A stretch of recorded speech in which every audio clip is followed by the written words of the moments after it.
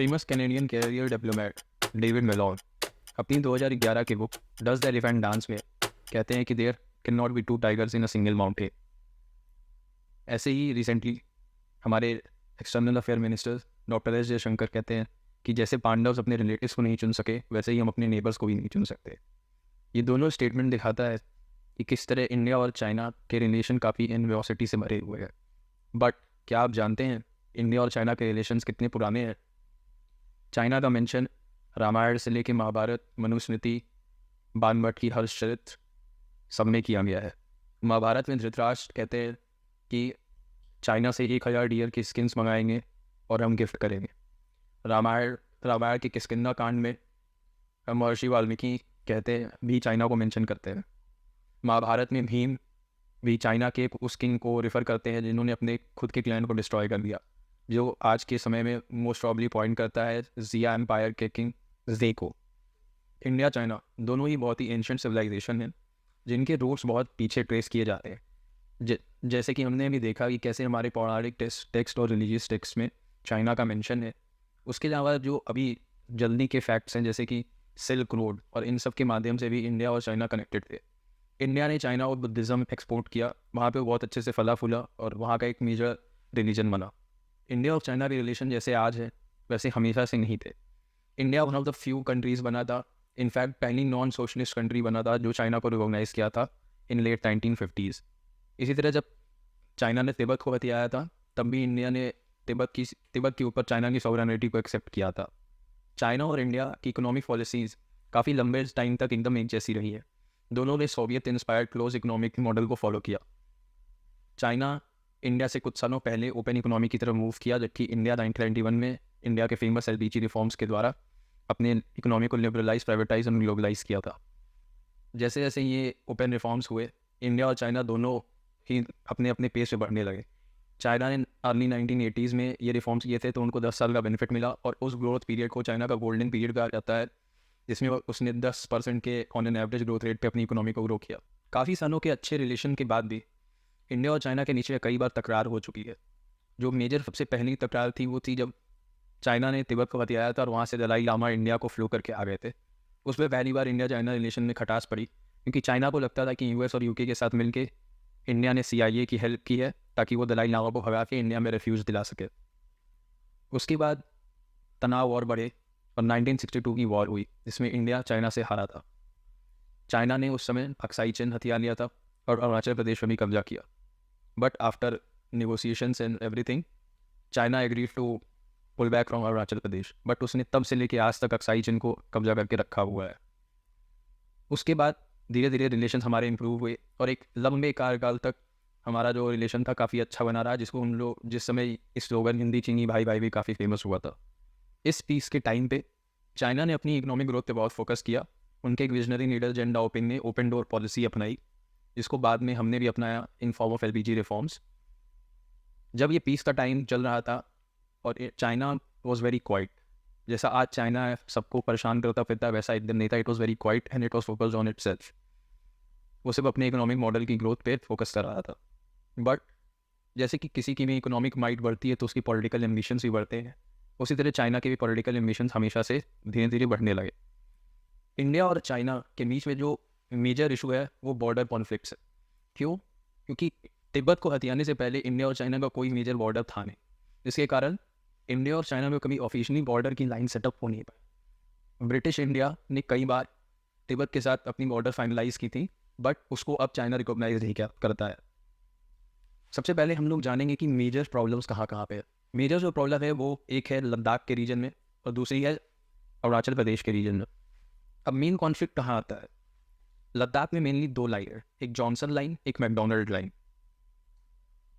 China जो है वो जॉनसन लाइन को फेवर करता है जबकि इंडिया मैकडोनल्ड लाइन को। लद्दाख में मेजरली 2 लाइन्स है, एक जॉनसन लाइन, एक मैकडोनल्ड लाइन।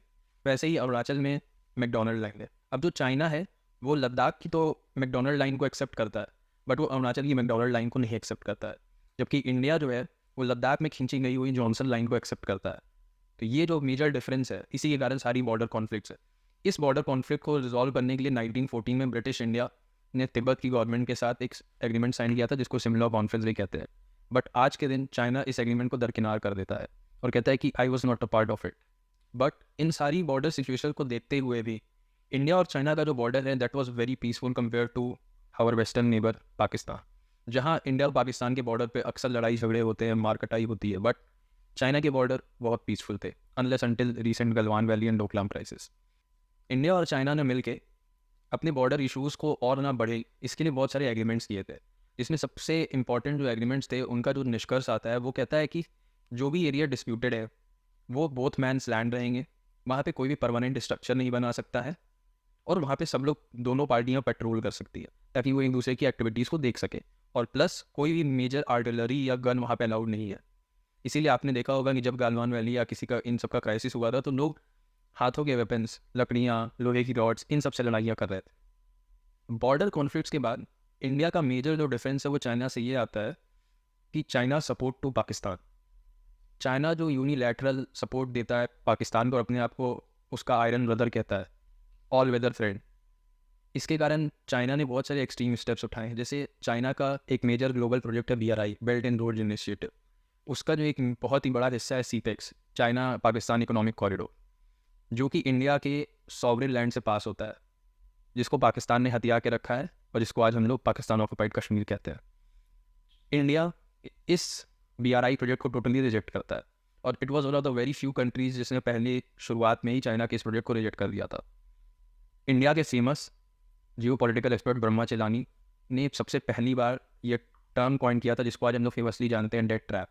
उन्होंने बिफोर हैंड ही एनालाइज कर लिया था कि चाइना जो कि एक मेजर एक्सपोर्टिंग पावर है, उसके पास जो एक्स्ट्रा कैश फ्लो आ रहा है, फॉरेन एक्सचेंज रिजर्व है, उसको चाइना को ज़रूरत पड़ रही है कहीं ना कहीं डिप्लॉय करने की, जिसके लिए वो कई सारे इंफ्रास्ट्रक्चर प्रोजेक्ट्स को फाइनेंस कर रहा है वर्ल्ड वाइड, जिससे उनकी खुद की कंपनीज़ को नौकरियाँ मिल रही हैं, जॉब्स मिल रही हैं और रेवेन्यू मिल रहा है। और दूसरे कंट्रीज़ जहाँ पे उस प्रोजेक्ट की रिक्वायरमेंट है भी नहीं, उन जगहों पे वो प्रोजेक्ट्स बनाए जा रहे हैं, जिससे अल्टीमेट लॉस हो रहा है उन पर्टिकुलर कंट्रीज़ का। इसका एक प्राइम एग्जांपल है श्रीलंका का हम्बनटोटा पोर्ट, जिसको चाइना ने 99 ईयर्स की लीज पे ले लिया है। बॉर्डर कॉन्फ्लिक्ट्स और चाइना सपोर्ट टू पाकिस्तान के बाद जो तीसरा मेन फैक्टर आता है इंडिया चाइना रिलेशन में खटास डालने वाला, वो है ट्रेड रिलेशन। इंडिया और चाइना का ट्रेड लगभग यूनिलैटरल है। इंडिया बहुत ही कम एक्सपोर्ट करता है और बहुत ज़्यादा ही इंपोर्ट करता है। लगभग नियरली 90% का डिफरेंस है। अगर इंडिया $10 का सामान एक्सपोर्ट कर रहा है तो $90 का सामान इंपोर्ट भी कर रहा है, जिसके कारण हमारा जो करंट अकाउंट डेफिसिट है वो बहुत ज़्यादा बढ़ता जाता है। हमको इसीलिए इसको मेंटेन करना होगा। बहुत सारे जियोपॉलिटिकल एक्सपर्ट्स ये मानते हैं कि आज के टाइम पे जो इंडिया और चाइना के बीच में जो प्रॉपर बॉर्डर कॉन्फ्लिक्ट चल रहे हैं, जहाँ पे कई सारी लाइव्स भी गई हैं, इसका मेन रीज़न ये जाता है कि कम्युनिस्ट पार्टी ऑफ चाइना को इंटरनल बहुत सारी प्रॉब्लम्स हो रही है, उनकी अप्रूवल रेटिंग्स घट रही है। तो जनरली क्या होता है, जब भी किसी कंट्री की पॉलिटिकल रूलिंग पार्टी को कोई भी प्रॉब्लम इंटरनली होती है तो अपनी पब्लिक का ध्यान डाइवर्ट करने के लिए वो किसी भी एक्सटर्नल एनिमी पे अटैक करने लगती है, ताकि उसके अंदर एक नेशनलिस्ट भाव जाग जाए। ऐसा ही चाइना ने भी इंडिया के साथ किया है, क्योंकि बिफोर 2020 इंडिया और चाइना के relation at borders were very normal. In fact 2019 में शी जिनपिंग की फेमस विजिट हुई थी इंडिया में, साउथ इंडिया में, और उसी साल PM मोदी वुहान गए थे चाइना के, जहाँ से वो वायरस ओरिजिन भी हुआ था। तो ये दर्शाता है कि इंडिया और चाइना के जो रिलेशन है वो हमेशा से ऐसे कड़वे नहीं थे, और हमने ये पहले भी देखा कि कैसे एंशिएंट टाइम से इंडिया और चाइना वेर टोटली कनेक्टेड। तो हमको ये अब समझना पड़ेगा कि कैसे इन रिलेशंस को हम लोग इम्प्रूव कर सकते हैं और कैसे इंडिया कैन आउटबीट चाइना और उसकी इकोनॉमिक माइट को इंडिया खुद हासिल कर सकता है। इंडिया और चाइना की जो बॉर्डर इशूज़ है वो ना ही सिर्फ लैंड बॉर्डर्स तक लिमिटेड है। चाइना आजकल इंडिया को उसके नेवल पार्ट से भी सराउंड करने की पूरी कोशिश करता है, जिस स्ट्रैटेजी को आजकल हम लोग फेमसली स्ट्रीम ऑफ पर्ल्स कहते हैं, जिसमें चाइना म्यांमार से लेके बांग्लादेश, श्रीलंका और मिडिल ईस्ट तक इंडिया को पूरा सराउंड करने की कोशिश कर रहा है in a shape of a string of pearl. इस स्ट्रैटेजी को काउंटर करने के लिए इंडिया ने नेकलेस ऑफ डायमंड स्ट्रैटेजी अपनाई है, जिसमें इंडिया साउथ चाइना सी में अपना पूरा डायमंड शेप से पोर्ट की एक्सेस को प्रोवाइड कर रहा है, जिसमें इंडियन मिलिट्री वेसल्स भी वहाँ पे जाके पेट्रोल कर सकती हैं और चाइना के ऊपर निगरानी रख सकती है। 2020 के कोविड क्राइसिस के बाद चाइना का जो बिहेवियर था पहले और अब में बहुत ज़्यादा डिफर कर गया है। चाइना की एक फेमस डिप्लोमेटिक टेक्निक थी वुल्फ वॉरियर डिप्लोमेसी। इसमें चाइना अपनी कंट्रीज़ के एम्बेसडर्स को कहता था कि उन कंट्रीज़ में खड़े होकर उन कंट्रीज़ की निंदा करो और उन कंट्रीज़ को डराओ धमकाओ और उनको सहमा के रखो। इस टेक्निक को हम लोग कहते थे वुल्फ वॉरियर डिप्लोमेसी। 2020 के बाद ही चाइना के बढ़ते ग्रोथ को, BRI को, इन सब को देखते हुए जो इंडिया, यूएस, ऑस्ट्रेलिया और जापान का एक पुराना ग्रुप था, क्वाड्रिलेटरल ग्रुप। इसको हमने रिवाइव किया ताकि हम इसमें और ज़्यादा ग्रोथ कर सकें और बहुत सारा कॉपरेशन बढ़ा सकें, primarily in developmental and military field. India और वेस्टर्न कंट्रीज़ ने मिल के चाइना के BRI प्रोजेक्ट्स को के ऊपर रोक लगाने के लिए कई सारे स्टेप्स उठाए हैं, जैसे कि उसने ब्लू डॉट नेटवर्क लॉन्च किया और bring back the better world B3W concept launch किया, जिसमें जो वेस्टर्न कंट्रीज़ हैं और इंडिया भी उसका पार्ट है कुछ कुछ पे, ये लोग जो भी डेवलपिंग और छोटी आइलैंड कंट्रीज़ है इनको फंड्स प्रोवाइड करती है to create a sustainable and viable economic model.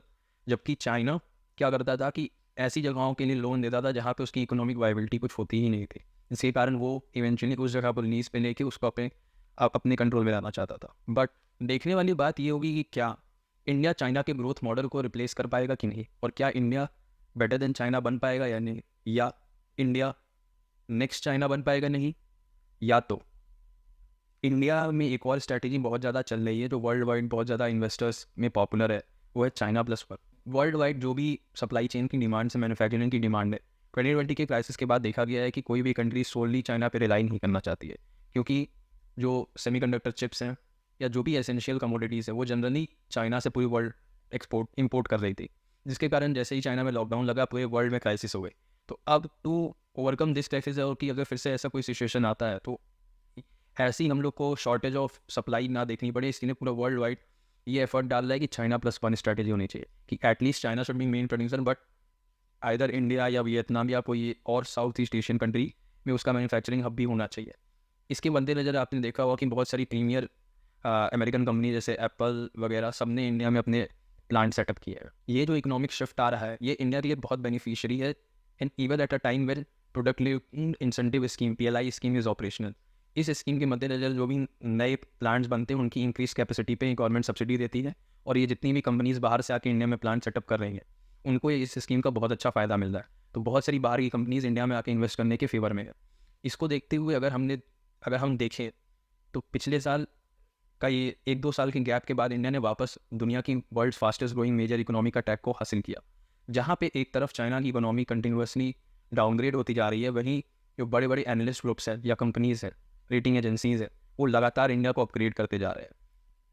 इस ग्रोथ को कंटिन्यू करने के लिए हमारे देश के प्रधानमंत्री श्री नरेंद्र मोदी ने भी बहुत सारे स्लोगन्स दिए हैं, जैसे कि 2047 से तक इंडिया विकसित भारत बन के दिखाएगा इस अमृत काल में। इन सब का इनडायरेक्ट इम्प्लीकेशन चाइना पे भी है, क्योंकि जैसे जैसे इंडिया ग्रो करेगा चाइना से उसका कॉम्पिटिशन बढ़ता जाएगा, और उतना ही मिलिट्री डिफरेंस और and everything between India and China will reduce.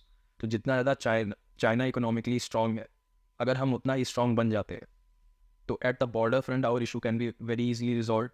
Eight the trade front हमारा जो एक्सपोर्ट डेफिसिट है वो भी कम हो जाएगा, और जो चाइना का सपोर्ट है टू पाकिस्तान, अगर वो देखेगा कि इंडिया के साथ दोस्ती करने में ज़्यादा फ़ायदा है क्योंकि इनका इकोनॉमिक वाइलेबिलिटी बहुत ज़्यादा है compare to Pakistan, whose major industries just to export terrorism, तो उस केस में इंडिया चाइना के रिलेशंस आगे जाके और भी बहुत अच्छे हो सकते हैं। This is a possibility. तो लेट्स सी, जैसे इंडिया ने चाइना को बीट किया to become the world's most populous country, वैसे ही क्या इंडिया चाइना को बीट कर पाएगा इकोनॉमिकली ऑल्सो, और क्या इंडिया चाइना से बड़ी इकोनॉमी बन पाएगा?